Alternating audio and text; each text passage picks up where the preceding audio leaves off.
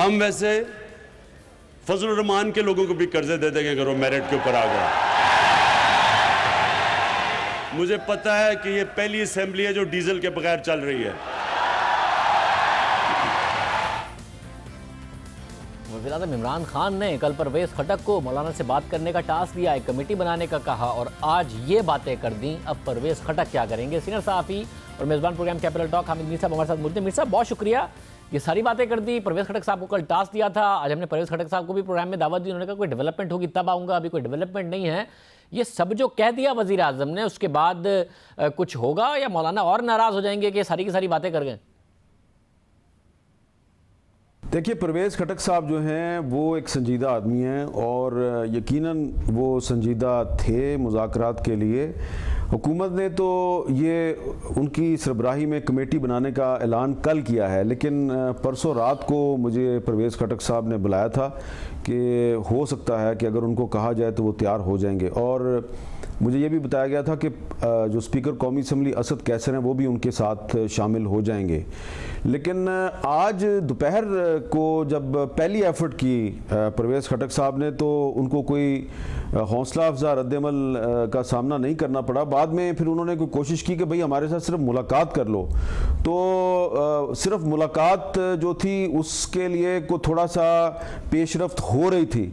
लेकिन अभी जो शाम को आज वज़ीर-ए-आज़म इमरान खान साहब ने ये जो यूथ कन्वेंशन में तकरीर की है, तो उसके बाद उस तकरीर में सिर्फ उनकी तकरीर काफ़ी नहीं है, जो सामने से जो नारे लगाए जा रहे थे और फिर उनको जिस तरीके से इनकरेज किया गया, तो मैं ये समझता हूँ कि अब परवेज़ खटक साहब की जो कमेटी है वो अब ना ही किसी से रब्ता करे तो बेहतर है। क्योंकि मेरी बात हुई है काफ़ी सारे लोगों से, मौलाना फजलुर रहमान से भी बात हुई है और भी JUI के लोगों से बात हुई है, उन लोगों से भी बात हुई है जिनके साथ परवेज़ खटक साहब ने रब्ता किया है। तो अब वो सारे कह रहे हैं कि हम तो पहले ही कह रहे थे कि ये हुकूमत जो है ये सिर्फ लोगों को धोखा दे रही है, और अब जो वज़ीर-ए-आज़म साहब ने तकरीर में जो अल्फाज इस्तेमाल कर दिए, तो उसके बाद तो ये हम इखलाकी तौर पर भी अब पाबंद हो गए हैं कि हम परवेज़ खटक साहब जो हैं उनके साथ ना कोई रब्ता करें, ना उनकी कॉल सुने, ना उनसे मिलें। तो मैं समझता हूँ कि वज़ीर-ए-आज़म इमरान खान साहब जो हैं वो एक अच्छी एफ़र्ट की। उन्होंने कल एक अच्छा ऐलान किया कि वो मौलाना साहब के साथ उन्होंने कहा कि मुज़ाकरात के लिए हम तैयार हैं, और इससे अगर वो संजीदगी का मुज़ाहरा करते तो उनकी मौलाना साहब के मुकाबले पे इखलाकी पोजीशन काफ़ी मजबूत हो सकती थी। लेकिन अभी आज जो इमरान खान साहब ने किया है, तो इसके बाद तो यही लग रहा है कि ये जो मुज़ाकराती टीम का ऐलान किया गया था ये सिर्फ एक डिसेप्शन था। असल में हुकूमत फ़ैसला कर चुकी है कि उसने मौलाना फजलुर रहमान को यहाँ इस्लामाबाद में आने से रोकना है।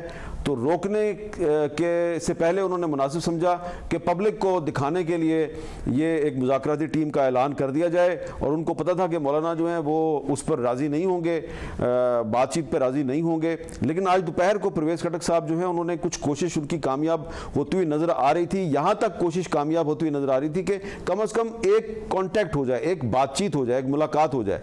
लेकिन अब तो मेरा ख्याल है उसकी भी गुंजाइश ख़त्म हो गई है। तो अब तो मुझे यही नज़र आ रहा है जो वज़ीर-ए-आज़म साहब ने आज जो बात की है कन्वेंशन में, वो कोई उन्होंने ऐसी ऑफ द कफ बात नहीं की, वो बहुत सोच समझ के बात की है। और वो ये समझते हैं कि मौलाना फजलुर रहमान ने मुज़ाकरात की ऑफर ठुकरा दी है, तो अब हुकूमत यही कहेगी हम इनको आहनी हाथ से निपटेंगे।